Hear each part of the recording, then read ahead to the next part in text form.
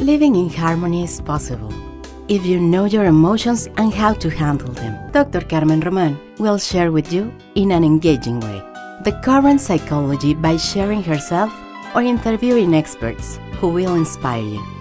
Learn how to live a life of fullness and how to recover your emotional harmony with Dr. Roman. Welcome to Emotions in Harmony.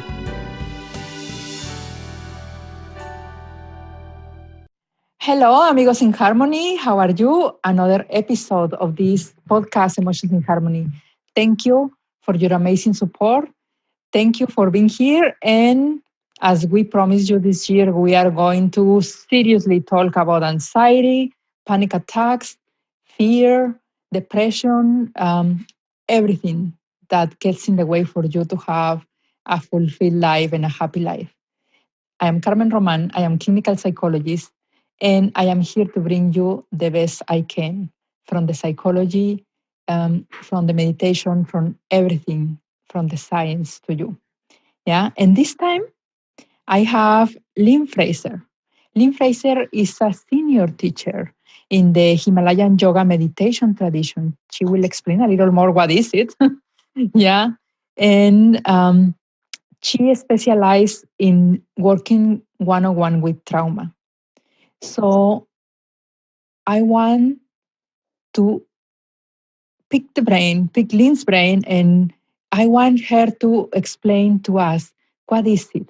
What is what when we experience a panic attack from her point of view as a meditator, what we can do about it? What are simple things? Remember, I am all about simple things that you can do in your home, trusting that you can go and seek professional help when you need to, trusting that you can acknowledge that, and knowing that you will take care of yourself. It's a cold morning here in San Jose, California. We are recording previous to you listening to that. It's a very cold morning, so sorry if you hear my. Yeah. How are you, Lynn? I'm really good. Thank you for having me on here. I'm really excited to be here. Thank you. Well, thank you for accepting. I am really honored, and I'm really excited because I know you have a big community of followers in Insight Timer. I am in Insight Timer too. Oh, excellent. It's a good app, isn't it? I love it. Yeah. So we are going to put your link also to the Insight Timer so they can meditate with you after this. Oh, excellent. Yeah. Lynn, tell us a little more about yourself. What you would like to tell us before we dive into the topic? So I guess what I would like to say is that I have been doing meditation for 25 years and teaching it for 20.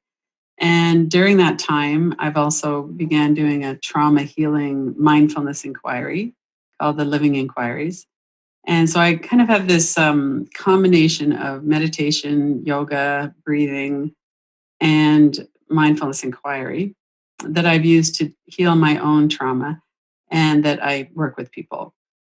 Mm-hmm. So one of the things that I always like people to know right away is that it's very, very possible to heal trauma. It is, yeah.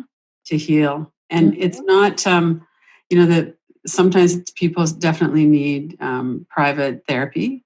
And what I do isn't therapy. It's working with the breath and working with the mind and the nervous system, how it's very somatic, it's in the body.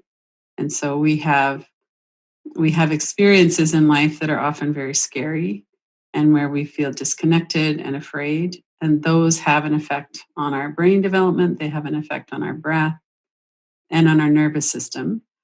And we can work directly with the nervous system to bring down the level of threat and to work with things like panic attacks. It's very, very possible to do that. Well, I am trained psychologist from Mexico, and then I needed to train myself in the United States again. Mm-hmm. What I noticed here, at least in my training in Mexico, it was very inclusive of the body experiences. I had dance movements, I have yoga, whatever it was needed for healing trauma. And here actually sometimes require a specialization. Here, after they get the license, they need to go and do some somatic experience. Yeah. Okay, right. So Right. this is why I'm really appreciative of the somatic experience. We cannot separate the mind and the body. Right. So I am very, very appreciative of that. And I really appreciate that you focus on that, because in my perfect world, we will address trauma with yoga. Yeah. Hmm. We will address trauma with meditation, and we'll talk in therapy. Right. And, and in the imperfect world, we need to have separate licenses. Right. Things like that. So, Yeah.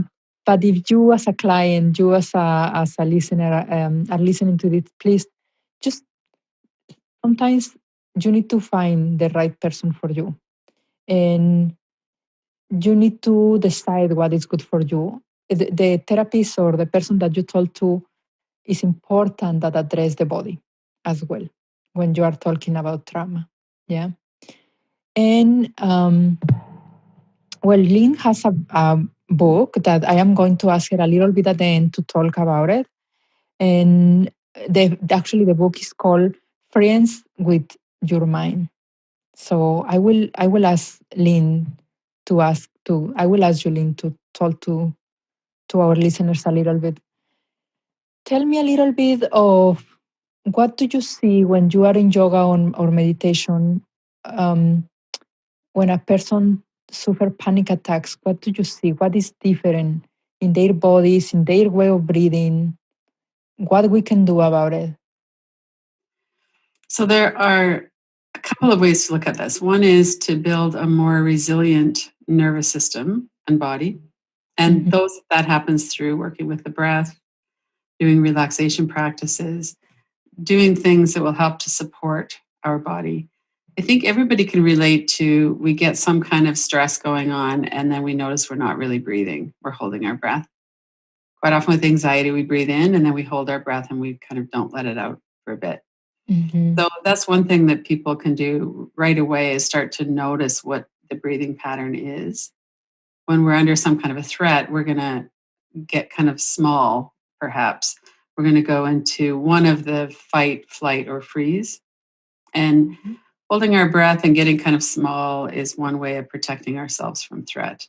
So, in order to kind of let our body know that, in the fact, right now in this situation, it's safe to be here, it's safe to breathe, we take a deep breath. We start to work with the continuity of our breath and we just kind of relax because that signals our body that it's okay, that we're safe right now. So sometimes we're not safe and we have threat and we have the automatic system of the body, the nervous system, primitive brain, we just react. We don't have any real choice about how we react. It's just whatever is going to increase our survival chances of survival is how we react. And that's evolution. It's our body. We can't really do anything about that. One of the things that we can do, though, is we can work with this kind of ongoing threat when the threat is actually over. So we might not actually be at this level of threat all of the time, mhm, but our body doesn't know that. And so mhm, working with this continuity of the breath is one way to let the body know that it's actually okay, that we're safe. So there's a couple of ways that we can do that. One is to work with this regular diaphragmatic breathing pattern is a pattern we should be doing all the time. So it's even, which means the exhale, the out breath and the in breath are about the same length. It's continuous and we're not holding the breath. So it's just kind of inhaling in and exhaling out, inhaling in, and we just get a kind of a nice rhythm going. It's also diaphragmatic, which means that the diaphragm muscle at the lower ribs is moving. And so, what that feels like in the body is there's very little motion in the chest when we're breathing. And we soften the belly. And as we breathe in, the belly kind of expands. And then as we breathe out, it kind of settles back towards the spine. So that's one thing that people can do. It's very simple. It's a good practice to kind of tune into several times a day. How am I breathing right now? Am I holding my breath? Could I practice some regular diaphragmatic breathing? And I find that it doesn't take that long for people to switch over. A lot of people are breathing way up in the chest because that's a breath that kind of gets lodged when our bodies are tight and we feel like we're under threat. Mm-hmm. And that one thing could be very helpful for people, just to learn how to breathe diaphragmatically. And then there's a couple of practices that we can do. Dr. Stephen Porges is a medical researcher who talks a lot about the vagus system, the polyvagal system. And he talks about we need to kind of calm the system through breathing in order to feel safe. And this is the same tradition in the 5,000 years of yoga as well, that we're working with this smooth, even breath. And so Dr. Porges talks about it takes 6 seconds of breathing out for our system to realize that it's okay to relax, to activate the relaxation response. So there's a couple ways we could do that. One is we could sing. We could also exhale longer. There's a yoga practice where we breathe in for 3 and exhale for 6. And so we get that longer exhale. If we're talking to somebody and we're feeling kind of anxious, we could talk in longer sentences. So even now, I'm not stopping to breathe in between my sentences. And then when we stop, then we breathe in. So anything that we can do to get the breath out to 6 seconds will help to relax our body. And if you like to sing or something like that, that's really ideal. And it's fun as well. But there's a practice, Dr. Peter Levine is the person who developed somatic experiencing. And he has a simple practice of using the syllable VU. So do you want to just try it for a few minutes? Of course. Okay. All right. So just breathe in normally, and then we're going to exhale with that syllable VU. So breathe in. Ooh. Ooh.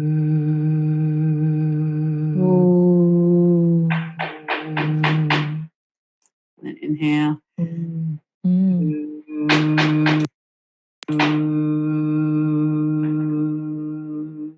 And so it's not a super long breath, but try to get it out to 6 seconds. Let's do it a few more times.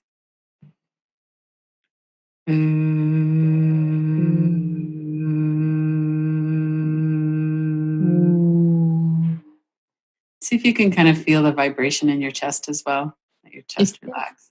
It feels so relaxing. It does, doesn't it? It does, yeah. Yeah, it's so simple. Uh-huh. So that's one really simple thing that people can do. So just to remember that it's 6 seconds of exhaling. And to do a practice like that, you wouldn't want to be doing all day long, but you could certainly do it whenever you're feeling anxious. You could do it in the car. You could do it when you're walking somewhere. And then this 2-to-1 breathing is also a nice practice to do. And if people, I know you're going to put a bunch of links on here, and on my YouTube channel, I have a lot of guided practices. And so the next one is extended exhaling. So let's do that for a minute too. So as you're breathing, just notice what your length of breath is. So if you're inhaling, see if you can count to 3 and exhale to 3 so that it becomes kind of even and continuous. And relax your shoulders, relax your body, just kind of settle your mind on the breath. And then as you're breathing out, start to let the breath be a little bit longer. So you could breathe into 3 and then maybe out to 4 or 5, up to 6. Let that happen over, 4 or 5 breaths maybe.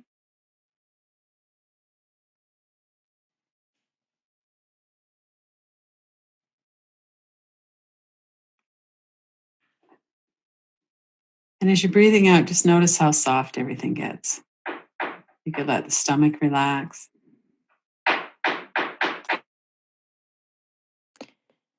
I think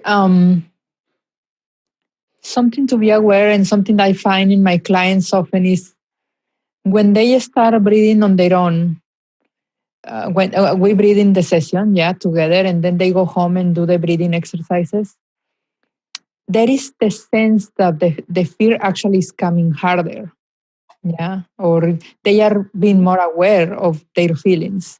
Mm-hmm. So some of my clients say, it doesn't work for me. Mm-hmm. I didn't do the homework. I did it a couple times and I didn't do it. Mm-hmm. So it's important to understand that it is going to bring the sense of course, you don't notice your body and all of a sudden you notice your body. Yeah. Mm-hmm. What you will say to those clients? So there are a number of ways to work on relaxing the body without working with the breath. My sense is that at some point we need to be working with the breath because it's so healing to the nervous system. And sometimes that's not what's accessible right at the beginning. And so always when we're doing these practices, if we're starting to feel more agitated, more afraid, then it's good to stop doing that and then do something else because there's so many other things that we can do. There's a practice of, there's several practices of breath, but there's also practices of relaxing the body without focusing on the breath.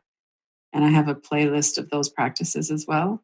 So people can go through a whole relaxation through the body, for instance, and never really focus at all on the breath because that can feel kind of threatening. Yeah.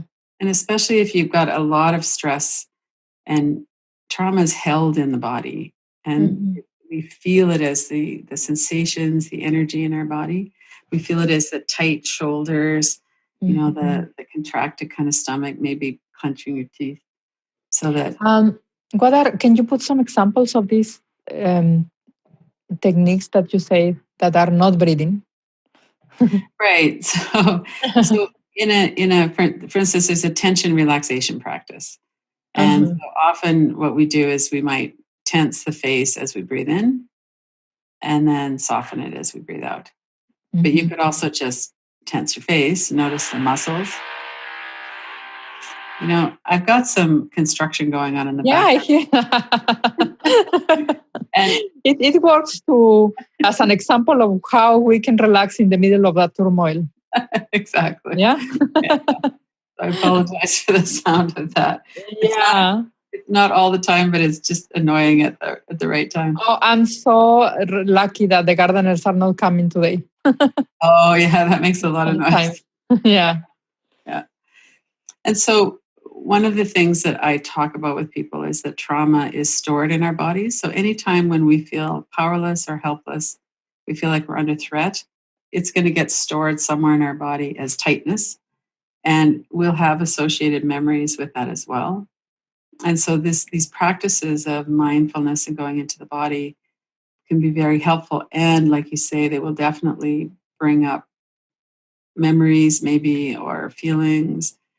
And one of the reasons that we don't really live in our bodies all the time is because we're afraid of those feelings.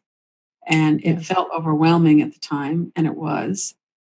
And now we need to find kind of an entryway in so that we can start to heal those. Yeah. One of the practices that we do with thoughts is a simple tapping method. And so if you're feeling any kind of activation, and there's things we can do in the body that we'll get into in a minute. But one of the things we can do is notice what are the thoughts.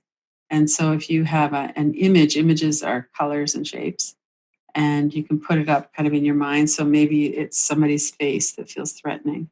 Maybe it's a tone of voice or some words or something like that. And if people just bring their attention into the forehead and start tapping with 2 fingers just above the eyebrows in the middle. And as you're doing that, take your attention away from the picture or the image and just into the sound of the tapping on your forehead and the sensation on your forehead. And just do that for 10 or 15 times until you're kind of paying more attention to the tapping. And then when you bring your hand down and you look at that image again, notice if it's still as strong. Most often what will happen is it will get kind of less colorful, less intense. So that's one way to work with thoughts that come up. Okay. And then with the sensations in the body, an example would be fear is often felt in the stomach. And it can feel like kind of a tight fist in the stomach. Sometimes people will, describe it like a black hole. Like I'm going to be just like sucked into that vortex or something like that. Yeah. And so one thing we can do with sensations is notice how would we describe it? So if we have an image of it, we could look at the image and we could tap on the image. So just kind of tap like we just did. But if it's, if it feels like if it's moving and there's it feels kind of threatening, like it's very uncomfortable for us to have that there. Yeah. Then one of the things we could do is notice that there's space all around it. So sensations in our body come and go. So there's space and time. They're not permanent. But also, if you have a feeling of some kind of tightness in your stomach or a black hole in your stomach, then you could notice where else you feel it in your body. Like, does it come all the way up into your chest, or is it just in your stomach? Does it come out to the, does it come through your spine at the back? Does it come out to the edges of your body, or is it just this little kind of fist in the middle? And so one thing to do that can help with that is so we're coming back into this mindfulness again. We're noticing the sensation and we're being a little bit clinical about it. We're going, well, what does it feel like? Is it hot? Like some sensations are hot and kind of painful. Or maybe it's just like this really still, kind of implacable kind of energy. And so when we notice what are the qualities of the energy, and then we notice that there's space all around it. So sometimes, especially with panic or something, we'll have the whole body will get kind of activated. But it's not too far past the body. Yeah. So it can help to put your attention onto the space outside of the energy as well. You have in your website a list of very precise things. I remember one of them is reading out loud. Mm-hmm. Right. So what my wish is that you actually walk us through these precise things they can do. Okay, that's a great idea. Especially when they are feeling nearby to a panic attack. Right. Mm-hmm. Yeah. And so that could actually be because there's sensations or energy in the body that are combined with thoughts. Mm-hmm. And that can often start to escalate our level of fear and anxiety. Right? Yeah. So we could do those things, but in the moment when that's starting to happen, one really good practice is called box breathing. And it helps us to get out of that kind of freeze state or that kind of panicky state. Mm-hmm. And so there's 4 sides to a box, which makes it kind of easy to remember. And we're going to do a count of 4 as we breathe in. So let me just kind of talk you through it. So breathe into 4 and then hold your breath. 2, 3, 4, and breathe out. 2, 3, 4, and hold. 2, 3, 4. Breathe in. 3, 4. Hold. 2, 3, 4. Breathe out. 2, 3, 4. Hold. 2, 3, 4. Breathe in. And then just let your breath go. Yeah. So that's the 1, 2, 3, 4 breathing. Yeah. Yes, that's a box breathing. And so what we're doing is we're interrupting the state of panic in our nervous system. Mm-hmm. And that's a very effective practice to just do when you're really starting to feel like you're going into panic. And then you could follow that up with VU or with extended exhaling, something like that. Yeah. And then there's other practices. Sometimes our whole body feels kind of antsy when we're getting into that. And we don't really want to do this long, relaxing breathing practice because that's not going to help at all. Yeah. So there's a couple things. One is a Qigong practice called shaking the tree. And you can stand up to do that. And you just basically shake. Uh-huh. Wow. You just stand up and just do it. Okay. Even just sitting here, we can do that, right? Uh-huh. And so that helps to move the energy. Uh-huh. And again, it kind of shifts our attention away from any thoughts or something like that. Excellent. And there's another one called throwing it down, where you stand with your fists above your head. And as you're bringing your hands down, you're going to open your hands and kind of throw the energy down onto the ground. So it's just like, whew. Wow. It feels good. I usually do that 3 times. 3 times. I just releases the energy right out of your body. Mm-hmm. And it shifts everything, right? Uh-huh. And so you can do it while you're sitting down. Sometimes I'll do it if I'm in the car. But normally I'll just do it when I'm at home. And it's nice to do, if I want to shift my energy or just kind of feel better, there's lots of maybe compulsive thinking going on. Mm-hmm. And that's a way to kind of clear that out. I had the experience last year, Lynn, of Brenda, one of the Kundalini teachers. My friend is here, serving as the camera woman today. I had experience.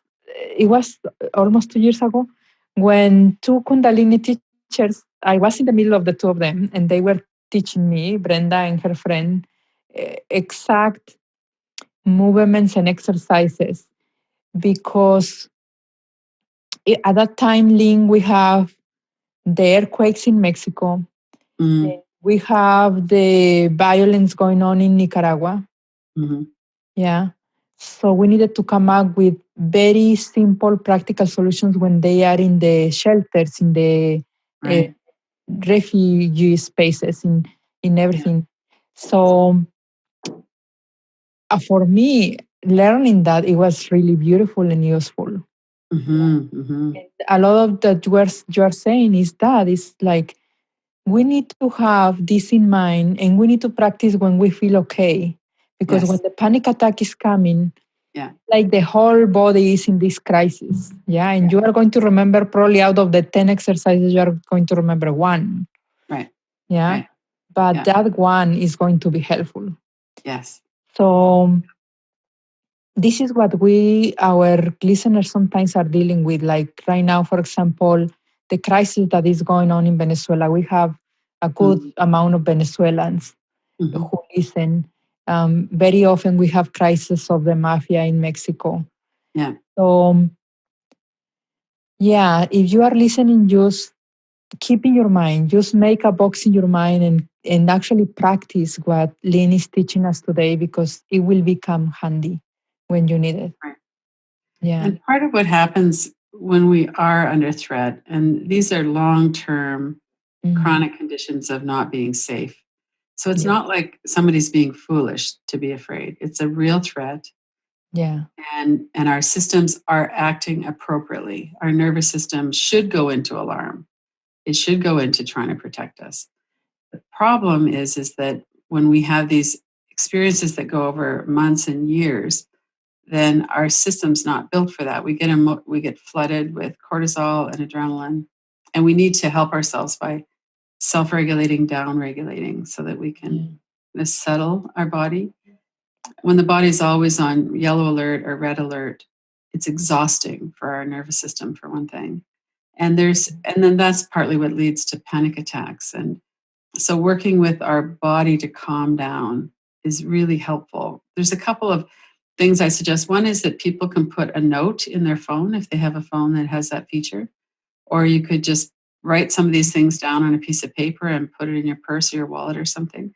Because when you're flooded, you're probably not going to remember. And like you say, if you're practicing these, you'll remember what you practiced maybe. If you could write down 3 or 4 that you like, you don't have to do all 13, but just 3 or 4 that you like. And another really simple one is to hold your own hand. So just to hold your hand and feel the warmth of your hand, kind of support yourself through that. Another one is to put one hand under your armpit and the other hand kind of around your other shoulder, and just kind of hug yourself. Just kind of settle in and just let your body kind of notice the warmth of your hand. Sometimes people will kind of do it on their shoulders. There's a couple things that are very helpful that way. Now, you mentioned reading out loud. And that kind of ties in with another practice of 5, 4, 3, 2, 1, where people work with the senses. So there's something about reading out loud. You can read anything out loud, and it interrupts the panic process. So that's very helpful to know. So if you have your list, for instance, you could just read your list out loud. You could pick up anything, a newspaper, anything. And just start reading out loud. That caught my attention because I didn't hear about it. I hear about the other ones, but the reading out loud is like, wow, that makes sense. It does actually, and it works. And it works. You keep your brain busy. Yeah. Wow. And there's something about saying the words out loud that makes it's a bit different than just reading, because when we're reading to ourselves, our mind often just kind of goes back into the catastrophic thinking. But when we're reading out loud, it's kind of settling. Thank you for saying that we are not foolish to have all of these responses and symptoms, because a lot of my work sometimes is working with a client saying it is okay. You are going to have you are going to have these responses, and it's not that you are going crazy. It's a normal response. It's a normal response, exactly. Yeah. So thank you for remembering me that, because really many people, especially in our culture, in our Latino culture, is like, you don't need the help of anybody. You can make up your mind. You can control Yeah. your mind. And yes, yes, but this is special circumstances. And what I Mhm. tell my clients is only somebody who already had the experience will understand what does mean. Right. Yeah. Yeah. I want to also share with you, like 4 or 5 years ago, my family and I had a heavy car accident. Oh. Mm. And I came back. It was in Mexico. I came back to the United States, and I was doing yoga. I was doing yoga every single week, like a couple times a week. But I remember that particular class. Um, and when I came back, I couldn't do yoga the same way. Mhm. I was feeling fragmented. If Oh, that right. makes sense to you. Well, like Mhm. all the sense of myself was into pieces. Yeah. My body physically was fine. Thank God it was fine. Yeah. Mhm. But my whole sense of who I am, it was fragmented. And Mm. it was more difficult to do the yoga poses, more difficult to follow instructions or whatever. Meditation was hard too. Do you do you have anything, any comments from your clients or your meditation or yoga clients that they experience something similar? Definitely. Yeah. Yeah. I was assaulted while I was riding my bike to work one day in Mhm. 2005. And I was meditating daily at the time. And my meditation teacher said, don't meditate anymore for a while because your mind is too disturbed. Mhm. So, all that's happening when you sit down quietly is that your mind is bringing up all these catastrophic thoughts, flashbacks from the incident. So, I did a lot of guided practices and a lot of guided relaxation practices, and I'd been doing them for a long time, so they're very familiar to me. Mhm. But we shouldn't always be, meditation is not always suitable, especially if there's trauma. It's much better to do some kind of guided practice where there's a voice, and Insight Timer has so many great ones too, Yes. There's a Yes. voice that will kind of bring you back because it's Mhm. not actually healthy. The whole issue around catastrophic thinking is that we have some kind of memory that comes up of something that's dangerous or scary. And then we see it in our mind, and then we tend to create this train of thoughts in the mind.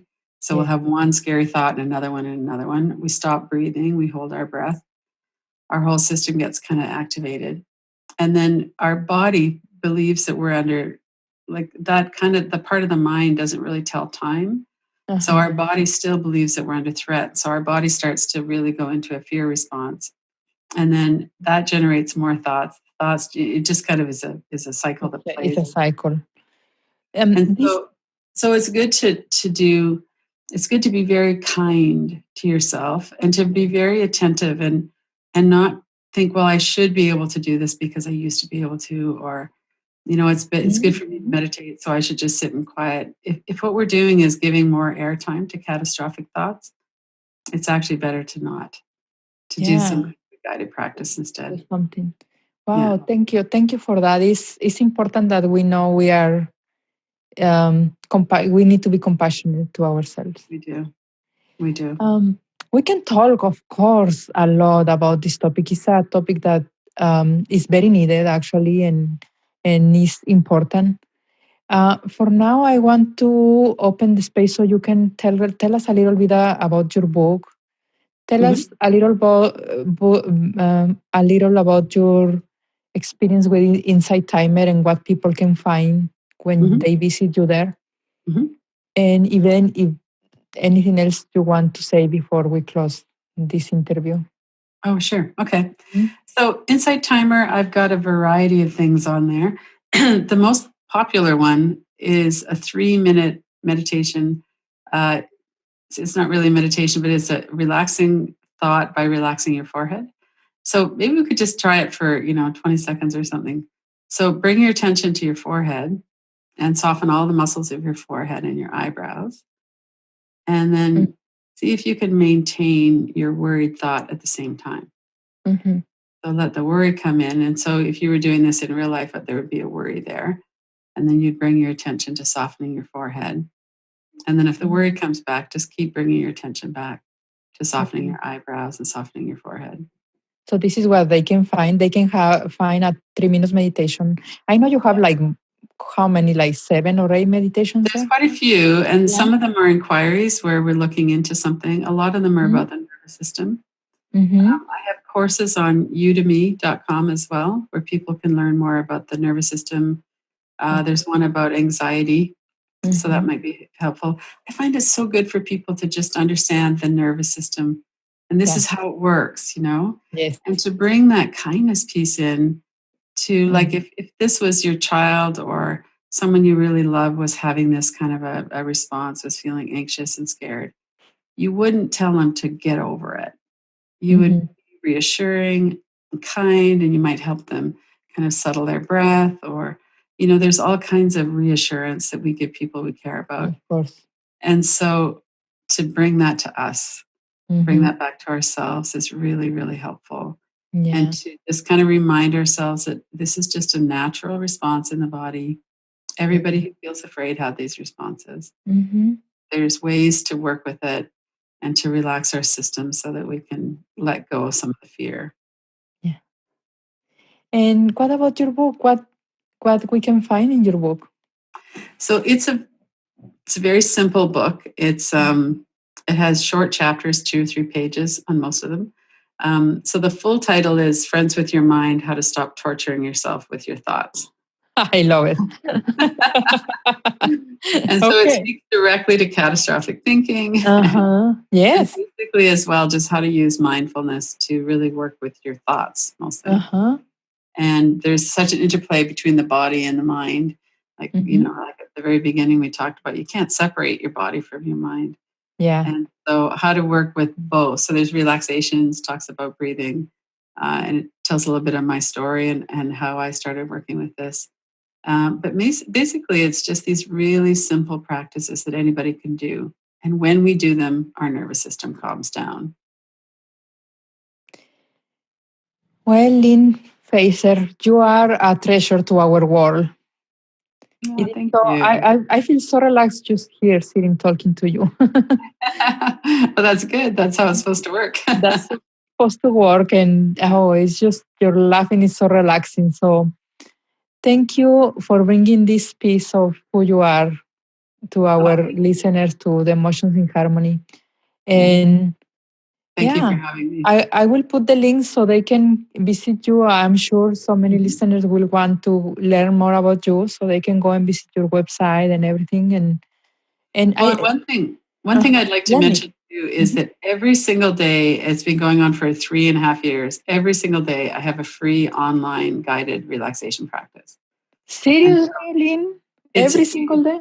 Every single day. It's early for you guys, though. It's 5 a.m. in California. But if there's any early bird, you do it for like live or what? Live every day for about 25 minutes. And so it's 8 a.m. Eastern. So it's a little bit easier for the people on the East Coast.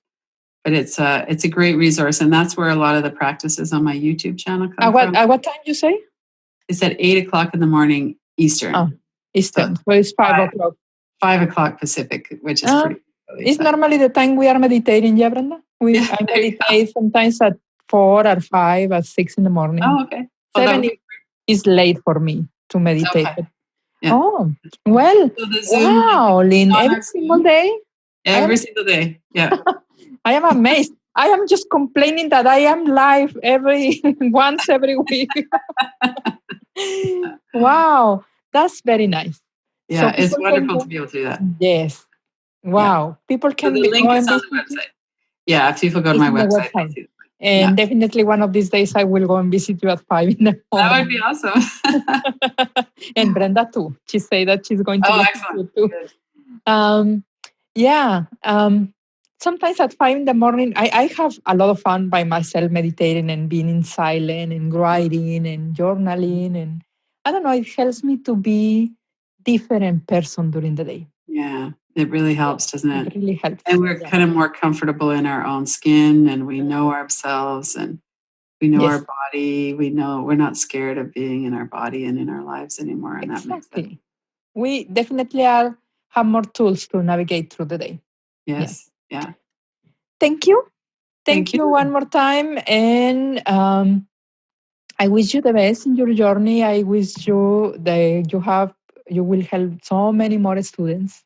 Thank you. Yeah. And I love your podcast. I think it's wonderful service to people as well. And really, I'm Thank sure you. people are really benefiting from what you do. Thank you. Yeah.